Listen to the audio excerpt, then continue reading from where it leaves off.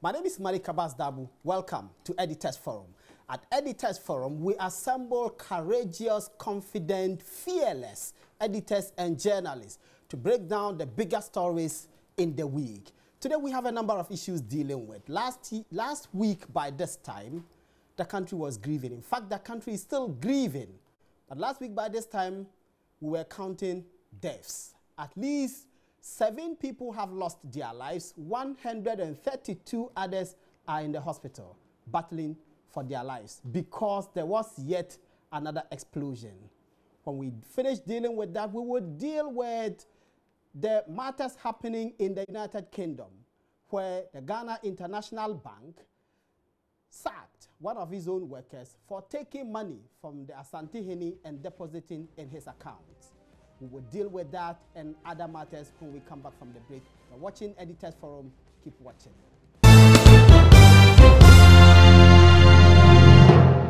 You're welcome back. You're watching Editors Forum, and apologies for a few technical challenges. But we are back. We're live on air. My guest is an editor of editors. He's the editor of Hotline, the most important documentaries on JoyNews. Francis Fifi Kumsin is my guest. Fifi, Malik, welcome. How are you? Good to see you. Yeah, good to see you and too. Don't intimidate me with that voice. I'm not going to do that. Charlie, how? This is your first time on this show? Absolutely. How did that happen? Oh, well, Gifty must have questions to answer. Yeah, I think so. But it's exciting to be on the show. Good to have you. Good to have you. We're Thank expecting another guest to join us. When he comes, he will join the discussion. Let me start with Fifi. So, how did you first hear about the horrendous explosion on Saturday 2 weeks ago? Okay, our colleague Raymond Aqua and Miss G, one other colleague, were marrying that fateful day. Yes, absolutely. And I had actually left. I went for that wedding. Yes, and I was with you. Yeah, right? we were together. We were together at the wedding. So, yeah. I mean, after that, I went home, and whilst there, we heard some bangs. We heard some loud noises, and then we were wondering who could have been causing that. So we came out and then tried to find out who could have been doing that. We thought that perhaps somebody had tried opening the door and then had banged the door. That's what you thought. That was what we thought. But the entire building shook. This is a 9-bedroom house.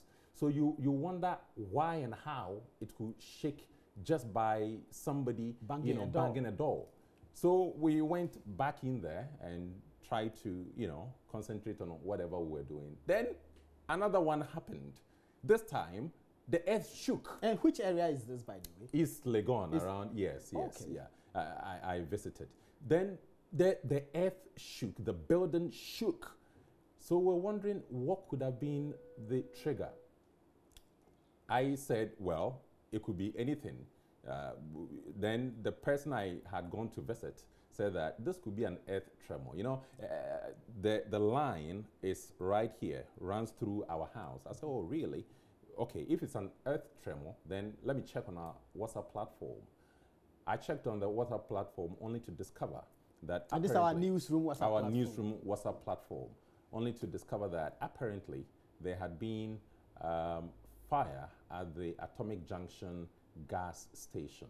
We went out and realized that the night sky had lit up. It was red, pink red, I mean, if you like. And we're wondering what could be the situation. Okay, so that means that that very station exploded, and that was what had caused the night sky to be red, and then the vibration as well. So that was what happened. Then we had to follow the story. Then we thought that, okay, we should go there. Just when I was about to go, I heard Kojo Youngson was already there. Yes. And then one of our colleagues, I think Latif or Aguba was there. So we said that, okay, we're covered. So we could then be doing the coordination whilst they were on the ground. So that was where I was, and that was how I heard about this Atomic Junction explosion. Let's look at our coverage. So from that point, you didn't go to the disaster scene, but you coordinated coverage. What is your assessment of the media coverage of the disaster itself? I think the media were swift. In fact, we had a lot of these media houses going there to understand what could have caused this fire. JoyNews was there. We were large and in charge. We tried to understand what had caused it. We brought listeners and viewers exactly what was going on there. We had Kojo Yankson, as I said, there. We had Latif there. We had Agbagba there. Maxwell. So each of them tried to understand the sequence of events, how this whole thing came about. But of course, there's a disaster. What has happened? What can you see? You tell listeners what you are seeing. We had to hear from people who were there, eyewitnesses. So we spoke to some eyewitnesses, and lots of them actually. I mean, where I was speaking to some eyewitnesses who were telling me chilling tales of how things unfolded. I mean, someone was telling me how he was in a vehicle very close to the ground zero, the point of the explosion, when the thing went up in flames. And then everybody was running helter-skelter. Those who were driving had to find some way and then escape. I mean, everybody was running from the area. And he was telling me how the vehicle he was in fact, actually, he was driving. The car he was driving ran into a ditch, and then he had to struggle and come out of this vehicle. There was this gentleman and another gentleman who also tried to come out. In fact, they couldn't come out. So he was telling me he didn't know the fate of these people. But he just left. He left. He abandoned his He abandoned the car and abandoned his shoes, in fact, and then wow. Left. So everybody was running for dear life. And of course, you can understand if there's this explosion. This is deadly, really. Potentially deadly. Of course, if you didn't know that it had killed anybody, you would say it is potentially deadly. It turned out to be indeed deadly. In fact, this guy had to run from the vehicle to safety. In the aftermath of this explosion, we had the National Petroleum Authority, we've had the Environmental Protection Agency, we have had the Energy Ministry. All of these are institutions whose mandate requires them to play important roles in preventing the kinds of explosions that occurred. Yeah. Are you satisfied with the kind of explanations that have been offered? Well, personally, I am just a layman. I may not have a 10-point plan of action complete with tables and charts on how to deal with this situation. But as a citizen who should be indeed a citizen and not a spectator, I have opinions. So be one. Yes, I have opinions. And I'm wondering, first, we are talking about a certain mate, a certain driver's mate. In fact, this gentleman who accompanied the driver to dispense the fuel. There are so many stories around this whole situation. First, how this thing happened, how the gas started, coming out, and the mate didn't know how to even deal with it. So the question is, what kind of training had he been given? It means he didn't have any training on how to handle gas. And who was even there taking charge of the discharge? Absolutely. It also turns out that apparently the gas had been secured from a third-party source, which is against the NPA regulations. So if it is... Tell us about that. Explain that. So we spoke to Hassan Tampoli yesterday. The chief executive of the NPA. Absolutely. And who was talking about the fact that this should have been bought from one of the oil marketing companies. It didn't happen so. We had a certain gas distributor, which is supposed to be a third party, which had secured this gas from an oil marketing company and then brought it to the Atomic Junction area to sell to this operator. Now, number one, they should not have even dispensed the gas past 6 p.m.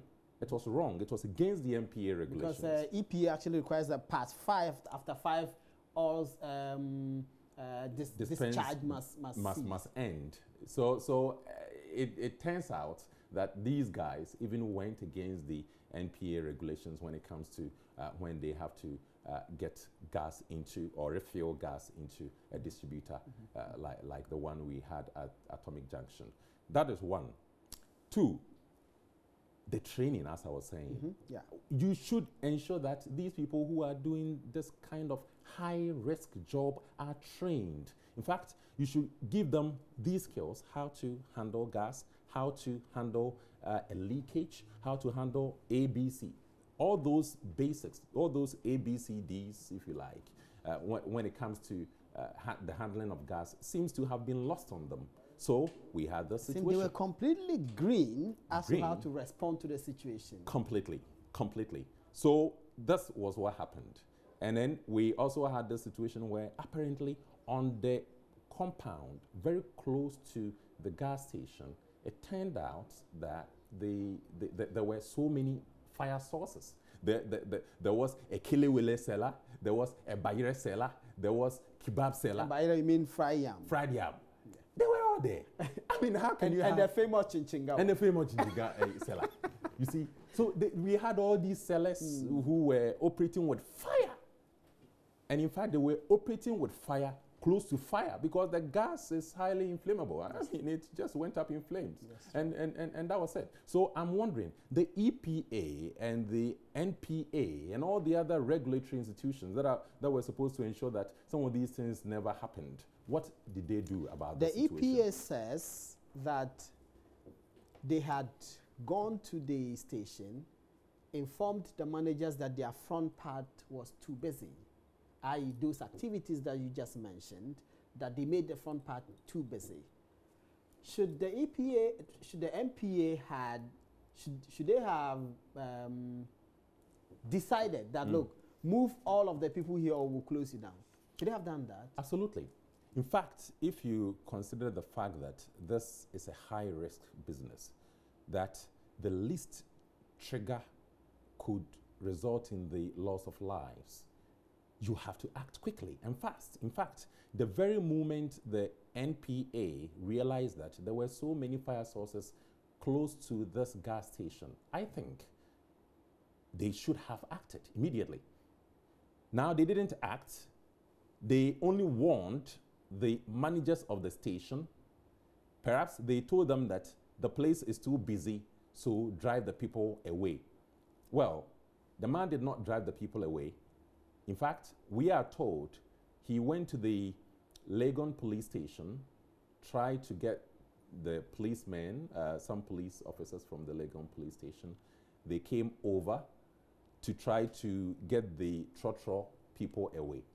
But the people who were frying the bayre, and those who were frying the chinchinga, and those who were cooking, doing Indomie business all over the place. And dealing with naked fire.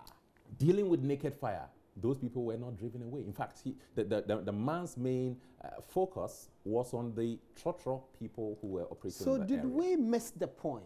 Did we bypass the problem and dealt with some other matter entirely? Because the Trotro drivers, much as they may cause some nuisance, they were not the source of potential danger. I think the driving away of the Trotro drivers, the commercial drivers there, was only an adjunct to solving the problem. The problem really was the naked fire close to the thing. You had naked fire. And we didn't attend to that. You didn't attend to that. And I'm even wondering, this man, the operator of this gas station, I don't know what kind of training he has when it comes to the handling of gas. That close to your station, you have all these naked fires, and I'm wondering for how long you permitted them.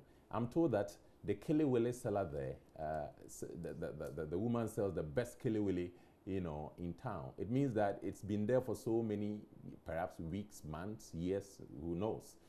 People know that kilewele seller so well.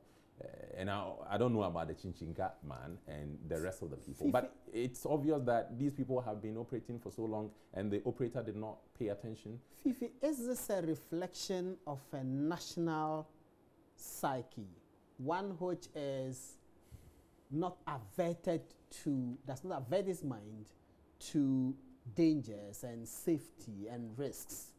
Because if this person is dealing with naked fire close to a gas station, why is it that all the people who pass by, all the people who transact businesses, even the person themselves, why did nobody see anything wrong with it? The Environmental Protection Agency went there a month and a half earlier, and they went to inspect the place. And part of their mandate is to ensure that the environment around which this business is being transacted is safe. Yes.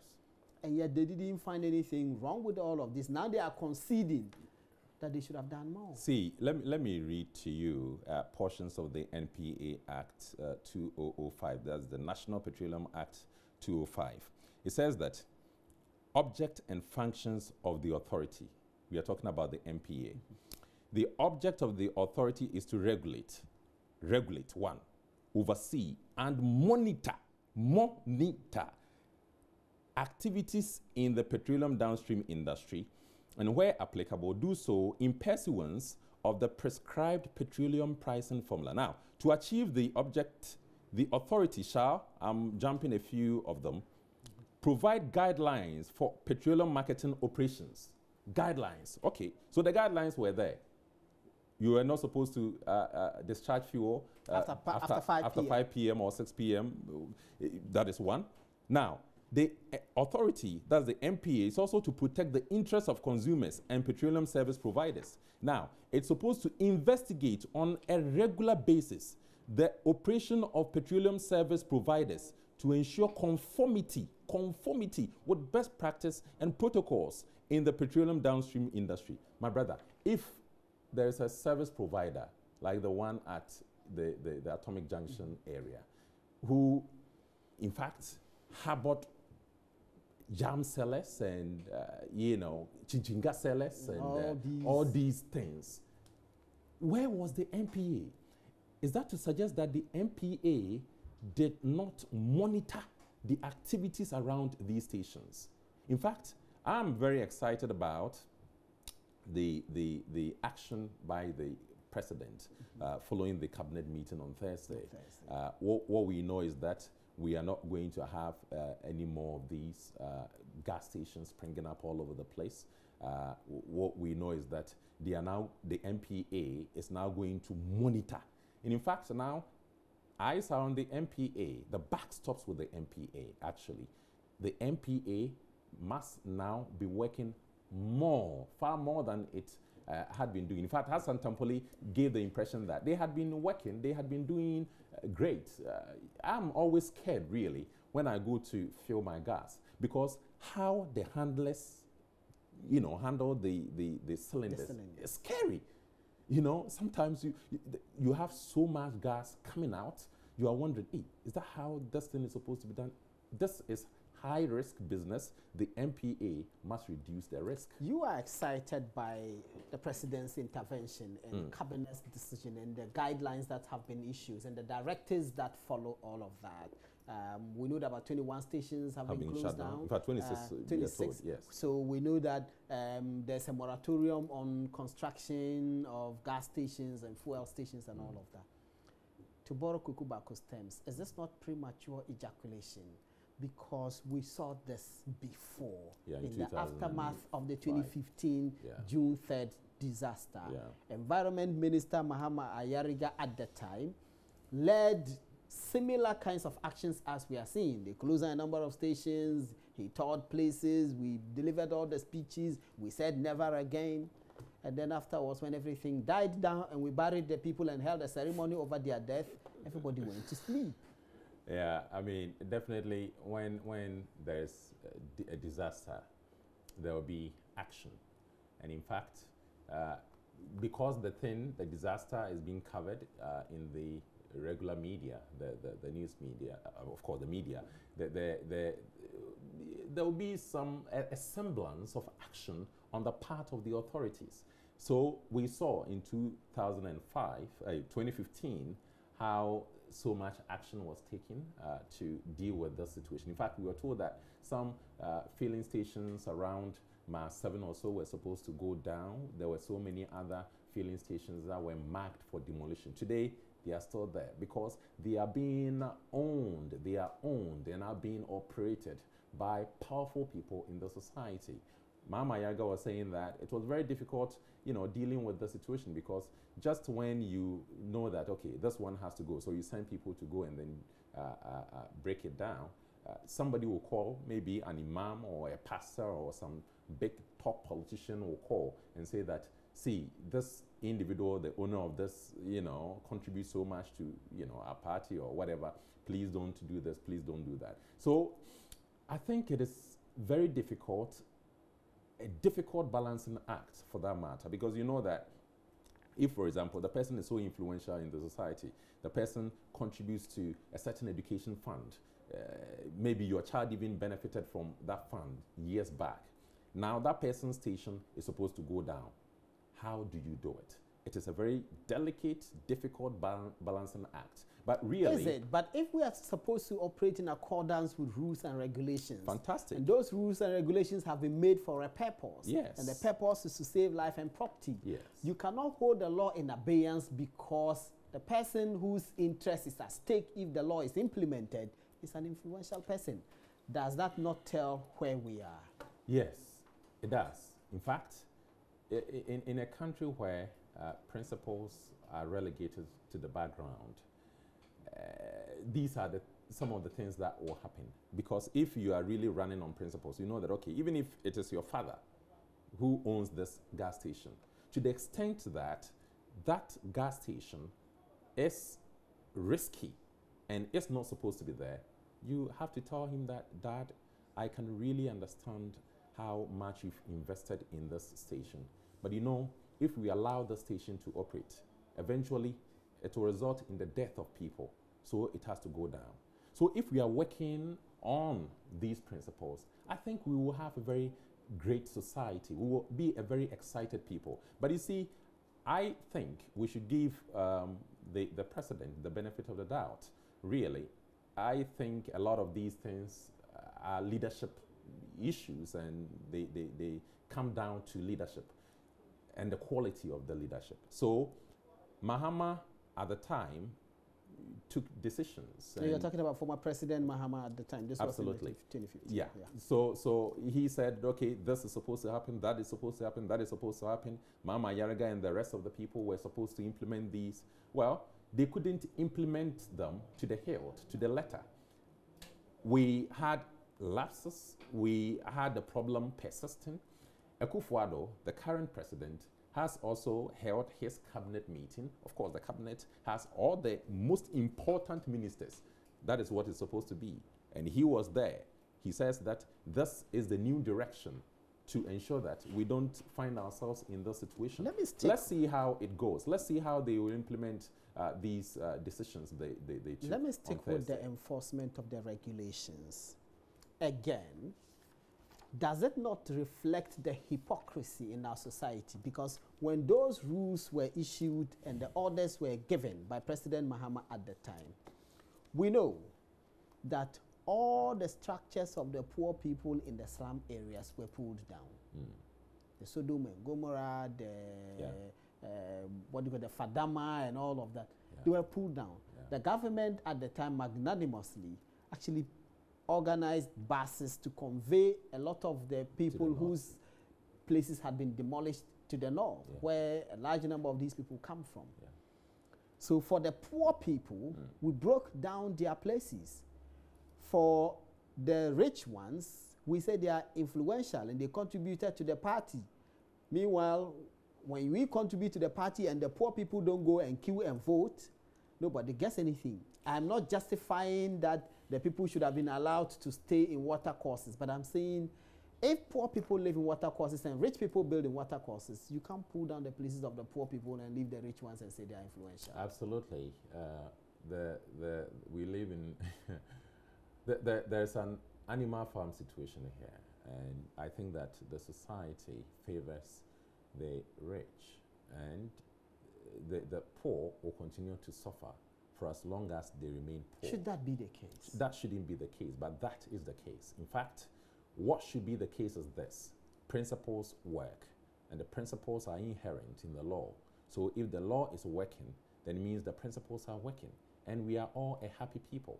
Now, we had Sodom and Gomorrah, large swaths of land cleared, of course, buildings cleared. We had the situation where people said they were homeless. Of course, the people they put on those buses, a lot of them would come back. They would take the money, go perhaps visit their parents and their family, and then come back, really. So the society doesn't favor the poor. It will continue to favor the rich. And in fact, that is going to be the situation forever and ever if we don't change our minds, if we don't change our ways. If we can have laws really, really working, even the rich will be very scared to commit a crime.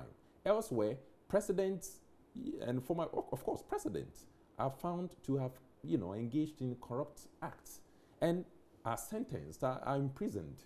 In our own society, I'm wondering how many, top government officials people have carry faced the law. guns and come to the station and come to the Absolutely. court and protest and cry witch hunt. Absolutely. You see, so a politician is engaged in some negative act, and you have people backing him. There will be supporters all over, supporting him. So it's a very sick society we find ourselves in. But let's make the laws work. And I think that a lot of the time, making the laws work comes down to leadership and the quality of the leadership. Let's see how this leadership, the Akufo-Addo leadership, works around this to ensure a safer Ghana. You seem to have a certain hope that this time, this leadership will work. I am only giving them the benefit of the doubt. You seem to have some optimism. Well,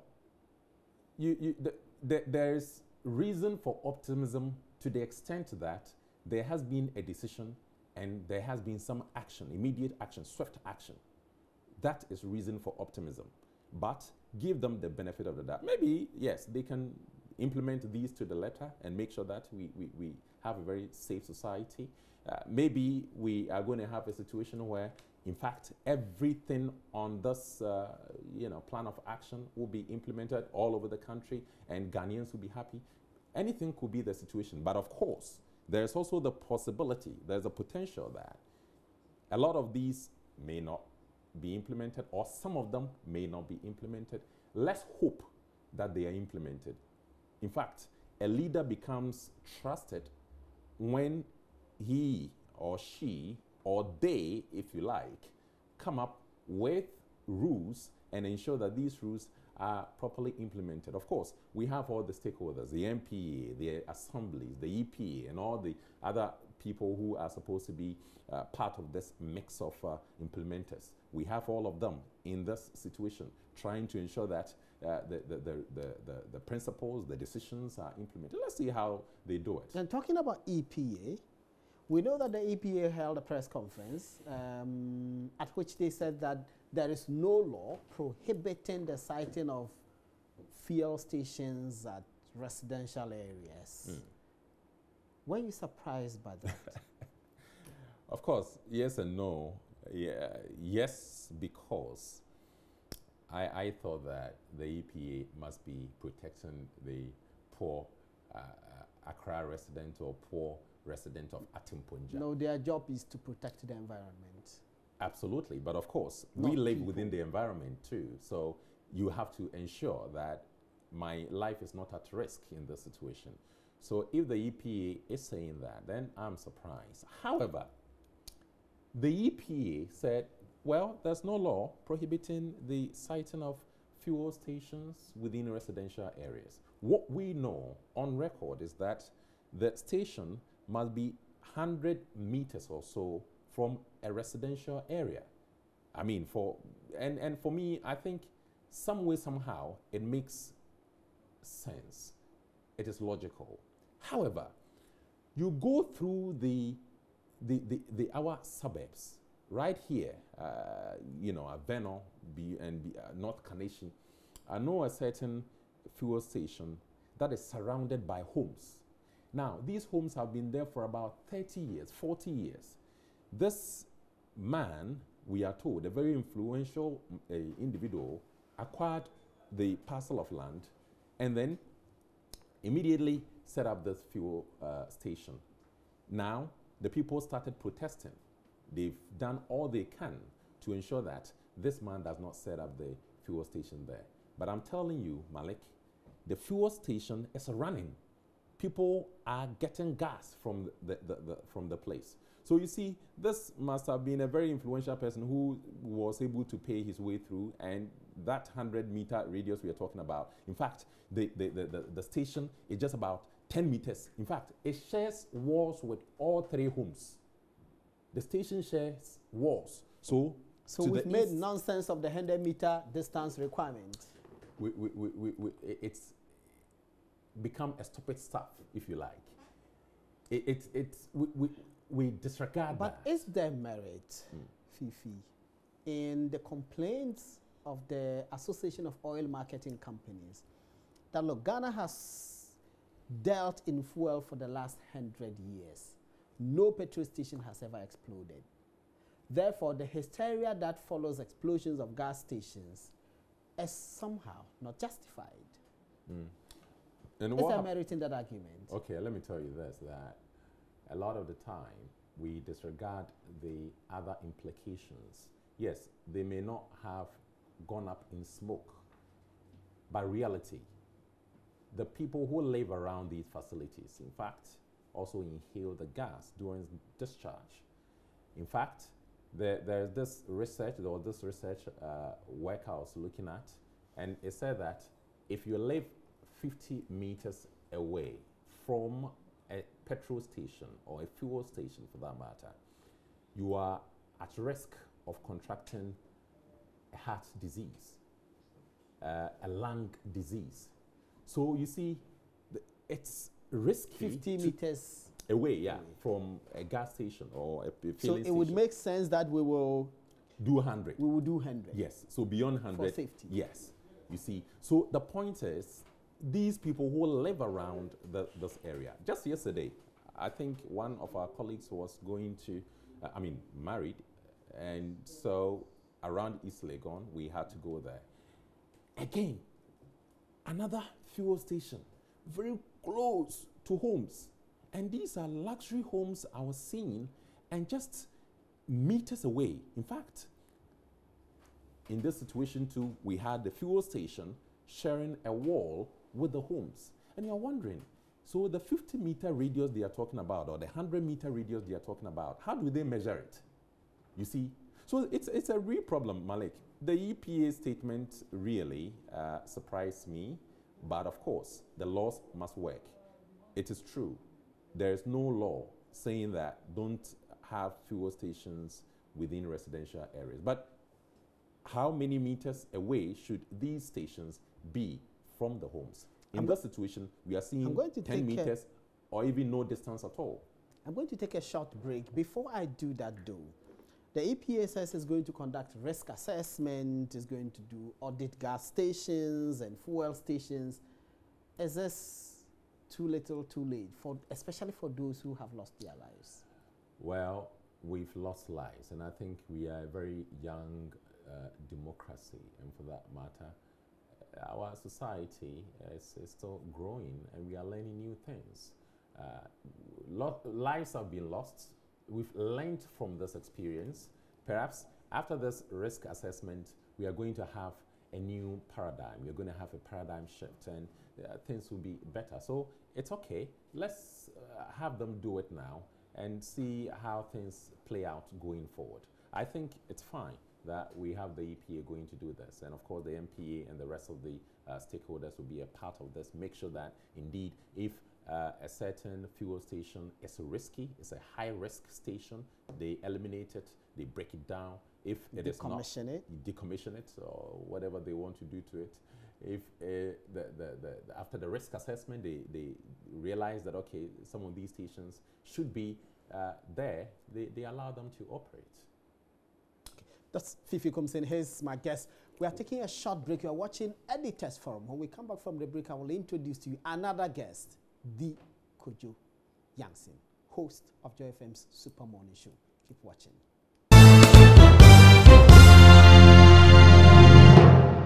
currently, there is no law in the country that spells it out clearly that fuel stations and LPG filling stations should not be sited in residential areas. Have you gotten it? So there's no law. So to the ordinary man in the street, all you people are looking for is that perhaps there is a fuel station or LPG station, and the close neighborhood has a lot of maybe residential facilities there, and you think that perhaps that is against a particular law. But here we are telling you that there's no law. So the fact that UPA, the university is there, it doesn't debar maybe an operator to also apply for a permit, first of all, from the former town and country planning. You see, they would have to give the land title, the land permit for him to do his citation, his citing. So the law is not there for us to say that no, this is EPA block and therefore you cannot on the adjacent side put up your station. So there's no law. We cannot stop it.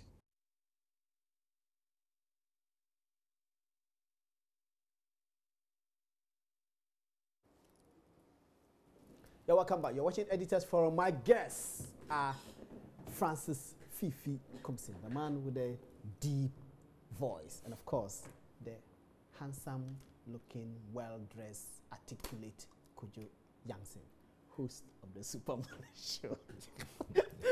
Kojo, welcome. Thank you very much. Good to see you. I see I walked into that. It's nice to see you. Charlie, so you were at the disaster scene, and of course we were at Raymond's wedding. All three of us were at Raymond's wedding. And by the way, where is he? Still recuperating, clearly. Oh, from what? Oh, well, it's not every day you marry Miss G. So I'm sure he needs some time to return to normal. Okay, so so we left the wedding grounds. Yeah. Obviously, Kojo didn't get enough meat at the wedding. At all. So he went to the disaster scene and such chinga. And I'm told that you know whatever you eat when you go to places you see it. So those who enjoy fry yam, when they got to the disaster scene, they saw the fry yam. So I sense that you kept talking about the fry yam and the kelewele. Yeah, kelewele. You actually said that the kelewele is the best kelewele. Yeah, so I hear. And so Kojo obviously saw the chichinga. Yeah, but Kojo, so you were there, and I was home right from the wedding. I went home. He went to have dinner at airport. Okay. And so I was praying. Then I picked my phone and I saw on our emergency team platform there was information trickling in. And Kojo is like, "Okay, I'm at airport. Should I move to the place now? What's the plan? Or I should go to the office so that we will do breaking news and do this live." And then Shira said, "Oh, I am at North Kaneshi. I am closer to the office. So let me drive to the office now." Then Kojo said, "Okay, I will go to the disaster scene. Then when I get there, I'll let you. Then you can call me." And so when you got to the scene, what was your first reaction? Chaos. Chaos. In fact, it was order, chaos. I'll explain. So I was trying to get to the scene from airport. I had to pass through Shiashi and then go on the highway all the way there.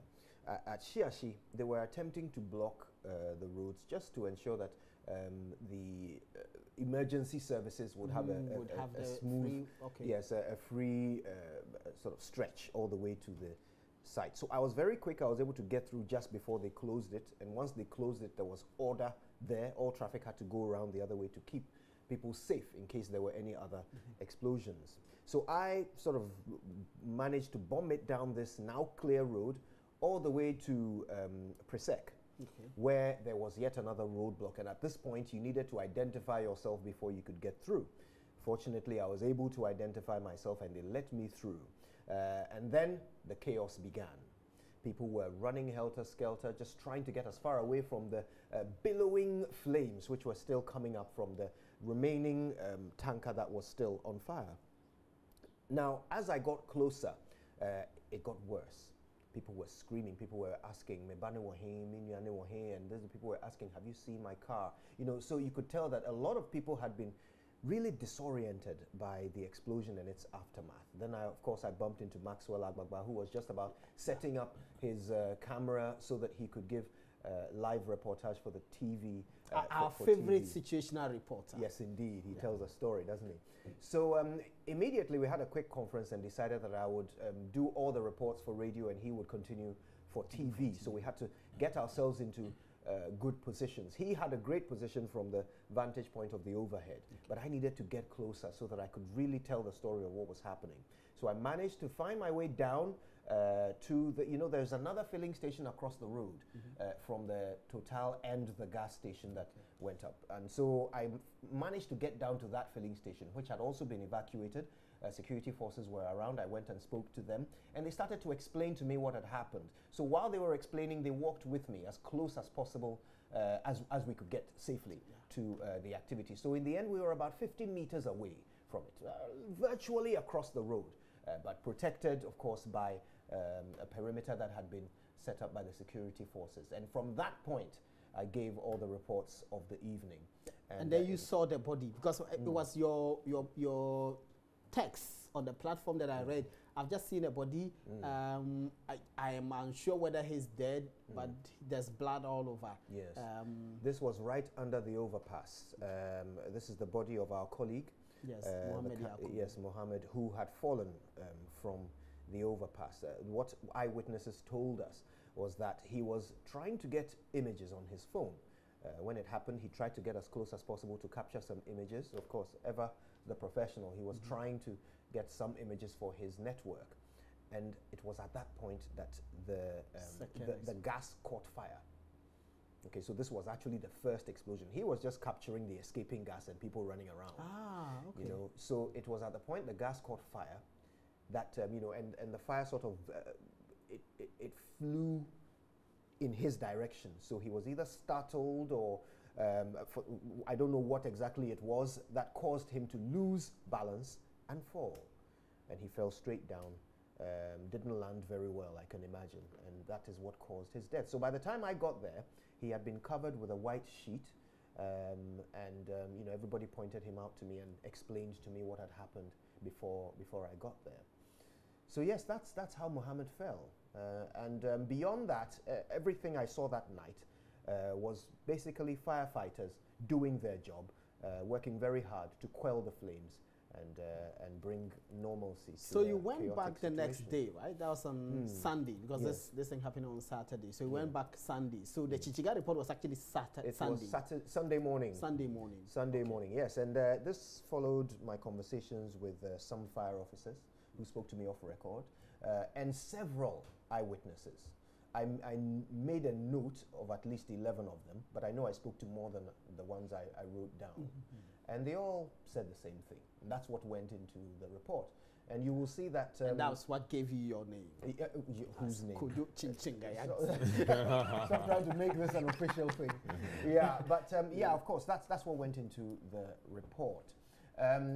Eventually, the fire report, the final investigation has yielded a report that does not place the source of the flame. And by the way, the source of the flame is not the cause of the explosion. The cause of the explosion is leaking gas. Leakage of the gas, yes. Yes, but of course, gas, oxygen, and flame, that's what caused the explosion. So they haven't named the source of the flame in the report. What they have said is that there are several possible sources. And they've talked about all the various activities that happen. Yes, that could have caused it, including someone on a mobile phone. That could also have caused the gas to ignite. So yeah, that's where we are now. But I was listening to you talk about regulation coming in. Fifi was very passionate about it, and I've got to say, before we do that, because it's one of the things I was coming to ask you.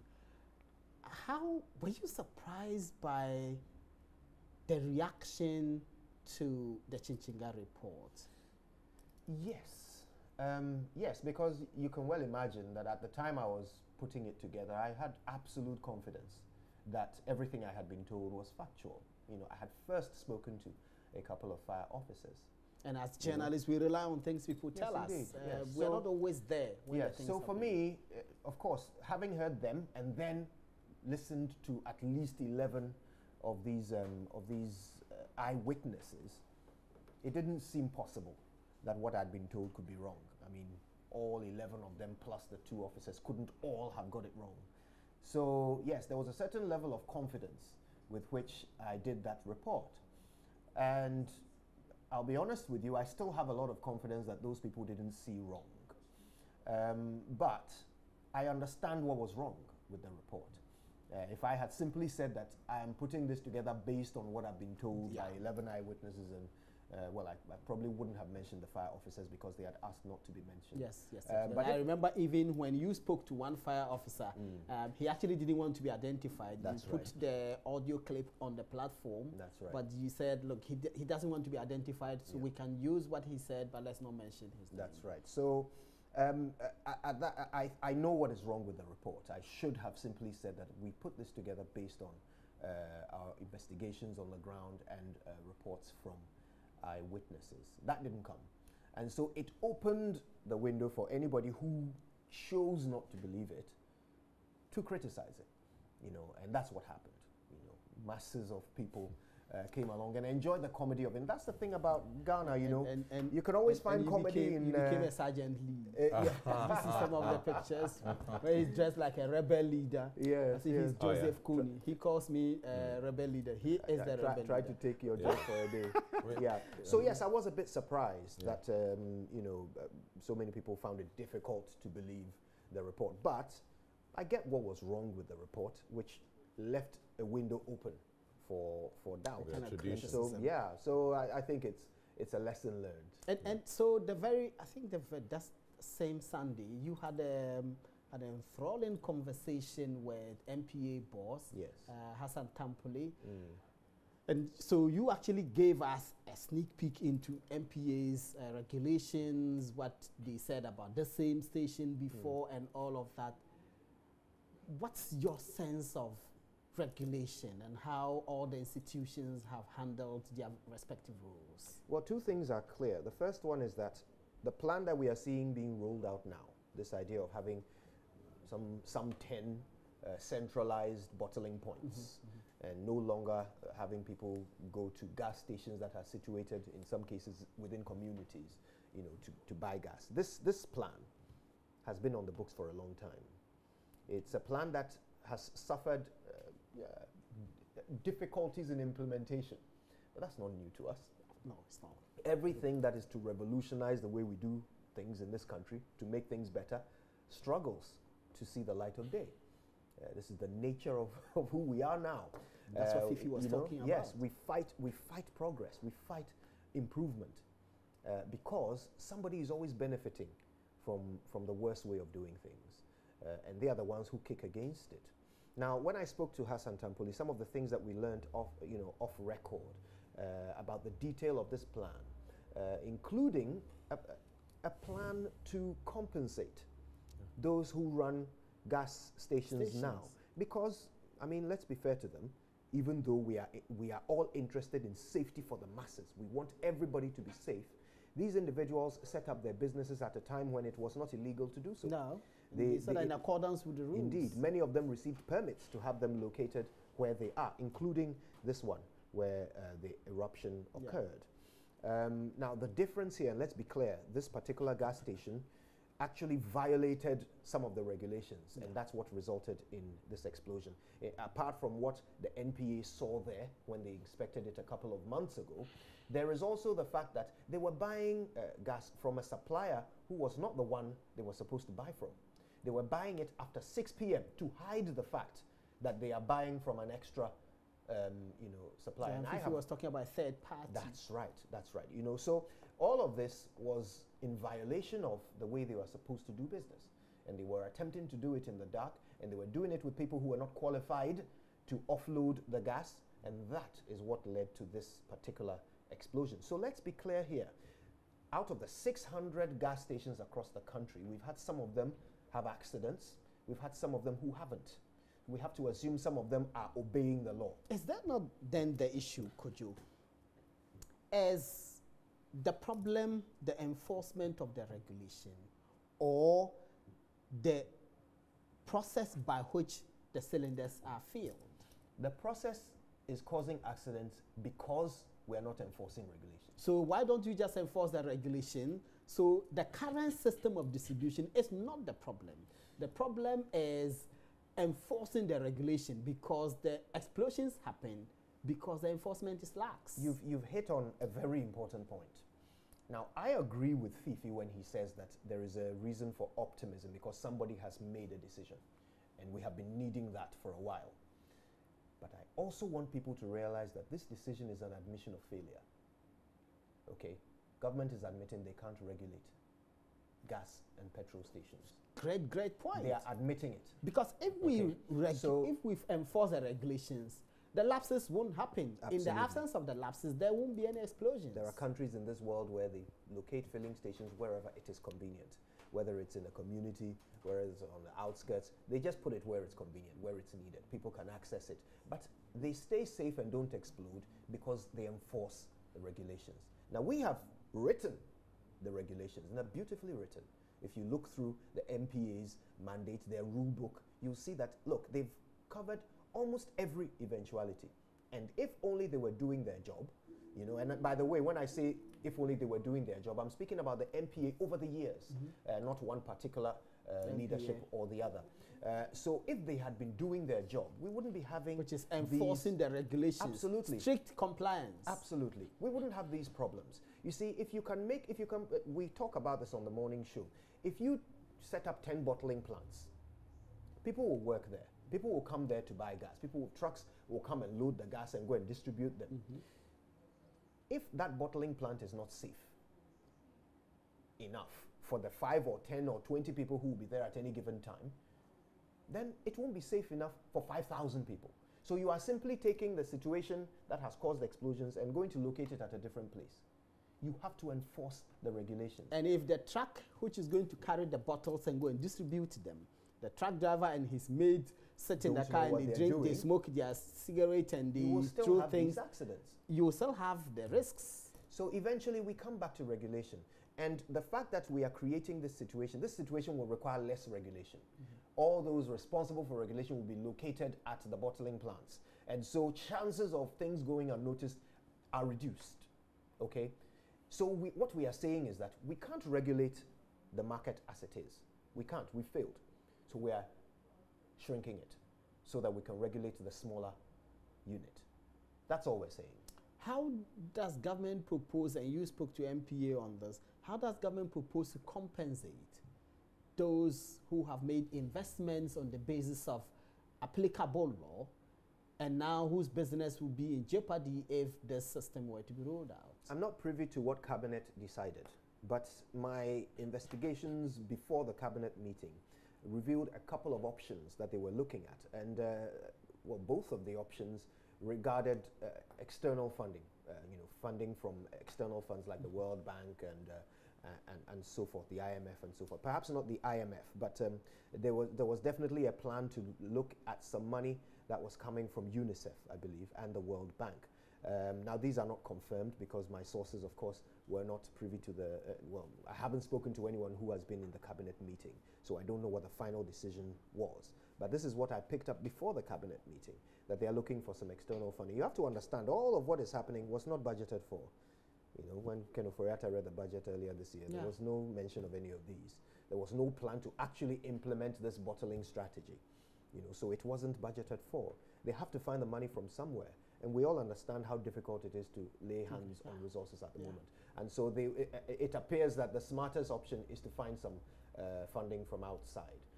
And it appears that at the time this plan was first put together, there was interest from some of these institutions to provide funding for the compensation of those who will be affected. But Fifi, if we can raise money, why raise money to solve a problem which you can't solve if you want to solve it? Absolutely. I.e., just enforce the regulations, employ people whose duty it is to just go to the station and ensure that they follow the rules and transact their business, so that you don't have to go and put money anywhere to go and do centralized bottling and distribution. Absolutely. Why are we complicating things for ourselves? I think we all agree that the problem comes down to the lack of enforcement of the regulations. So yes, the law is there, the rules are there. We are supposed to implement them. But what is happening is that we are not implementing them to the letter. So we allow lots of lapses. Now, I'm just thinking about this. When Kojo was speaking, I thought about this. See, now we have a situation where a lot of these small distribution points have 5, 10 employees. Now you're going to have a huge plant which will be doing bottling. You may have about 500 people working there. In the small area where you have, or small station where you have 5 people, you are not able to enforce the regulations. How will you be able to enforce the regulations around the area, the factory, where you have 500 people working? It means that if there should be any disaster, and we are not saying that any disaster, we are not wishing that a disaster strikes, but in the event of fire, a lot more people are going to die. So I think really that we have to deal with the issue of the lack of enforcement of the regulations, make sure that the laws are really working, make sure that people are not buying from third-party sources, make sure that we don't have naked fire, naked flames around, distribution points as we had in the atomic junction situation. Enforcement of the regulation is key to solving the problem. Really, I think the new decisions taken following the cabinet meeting look very beautiful on paper. In fact, you read it and you realize that a lot of thinking went into these. But, brother, if we are going to have the same situation as happened after the 2015 flood and fire disaster at, the Kwame Nkrumah circle happening, then it means that there's no point really pushing this agenda of, having bottling plants all over the place. We are talking about 10 of them or so. We are talking about spending a lot of money compensating the people whose filling stations are going to be decommissioned. 600 of them, by 600 of them. 600. I mean, I'm wondering, we are spending so much money to do things when our brains and a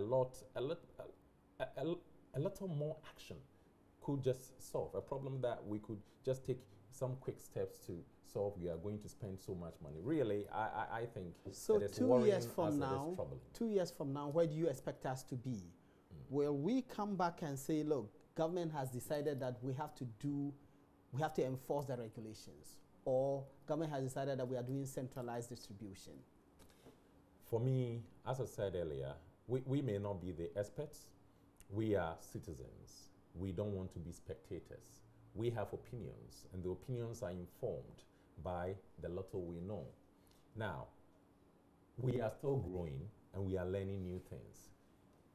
I can think that the government consulted with the experts at the MPA, at the EPA, at the assemblies, people who are the go-to persons when it comes to the handling of these substances, and then formulated these new rules to govern how we deal with our gas. And now, if that is the situation, then it means that perhaps these new rules will work better.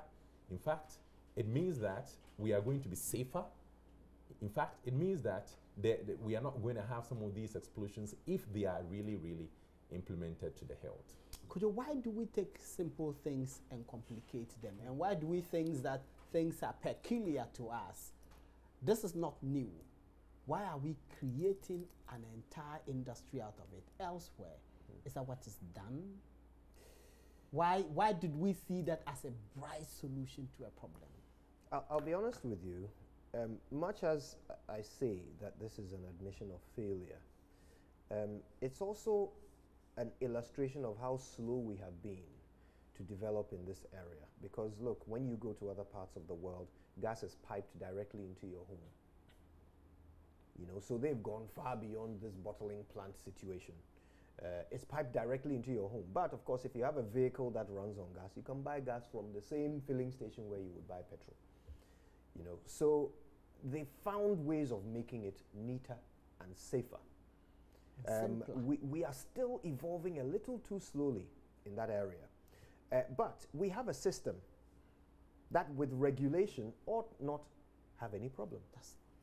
With regulation, even now, there are supposed to be two types of ways of pumping gas from a tanker into a reservoir at a gas station.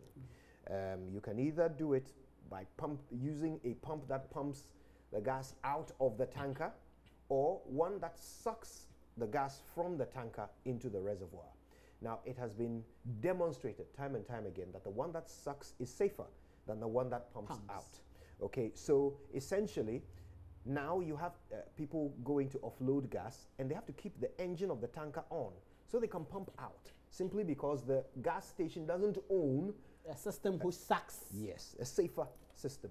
So even with our chosen method of selling gas, there are a million ways of making it safer, which we have neglected or failed to implement. And as a result, we've seen people die on many occasions. And in an answer, we are proposing a system which will cost more money. Well, yes, but to be fair, what we ought to be doing is looking at an ultimate system that is the safest, that doesn't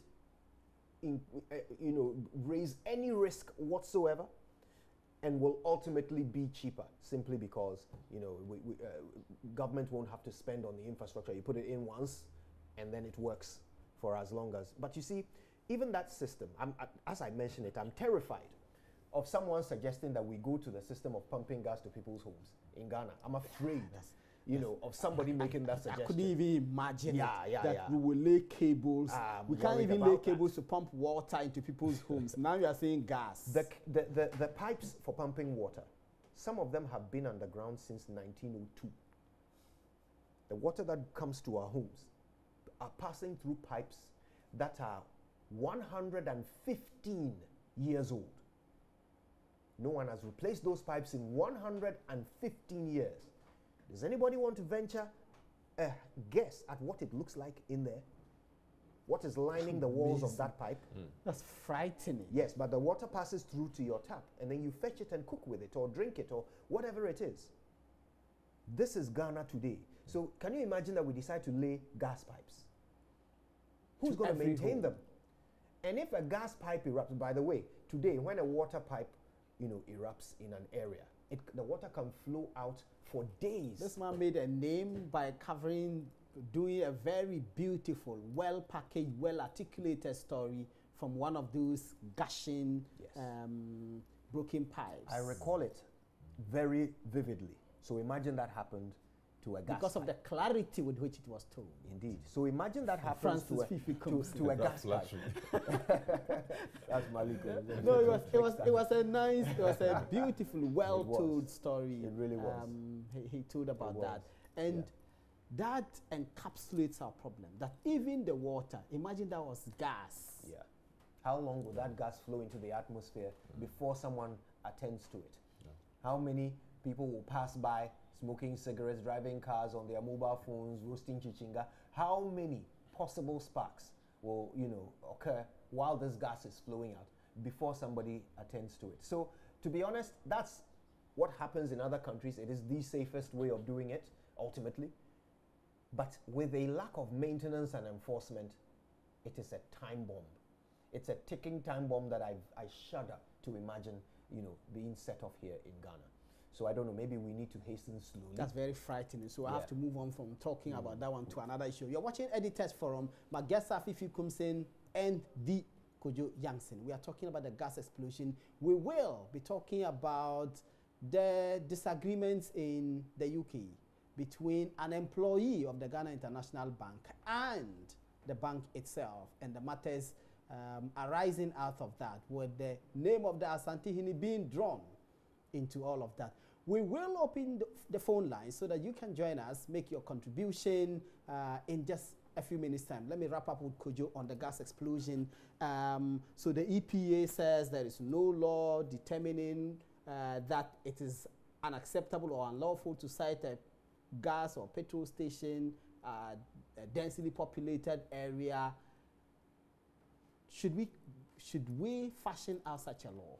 Well, or I don't think it is antiquated? I don't think it'll be necessary now that we're going to bottling plants.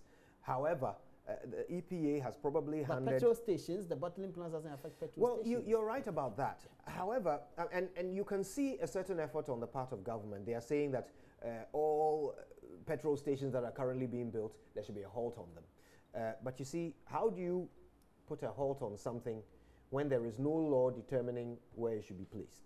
Okay, so for me, I wonder, it's a certain position that might be difficult to defend legally. Yeah. You know, and also the EPA, I think, may have given gas plant operators the biggest tool in which to fight for compensation.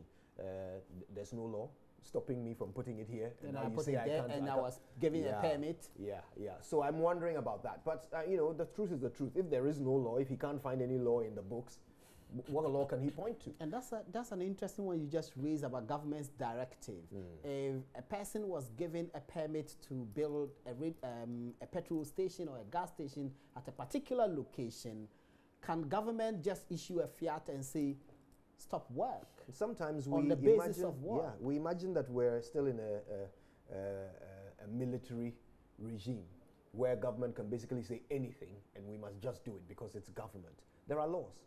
There are laws, and the government doesn't have the power to encroach on your human rights. If you have obeyed the law and government asks you to basically give up on something you have the right to do, there must either be an extremely compelling reason. They must be able to prove that what you're doing is really endangering lives. There's a public interest at stake, or overriding public interest, of course. Yeah, or they must defend it in court, and if they fail to do so, you are entitled to some compensation. You know, because people are working to deadlines. They're building their filling stations to make money, you know, and they're working to a deadline and they're being asked to stop. That's going to cost them some money. Who's going to compensate them for that? Especially if they have not broken any law by building that filling station. I mean, when things happen like this, we immediately worry about the public, and that's right. You know, we are concerned about the masses. That is our preoccupation.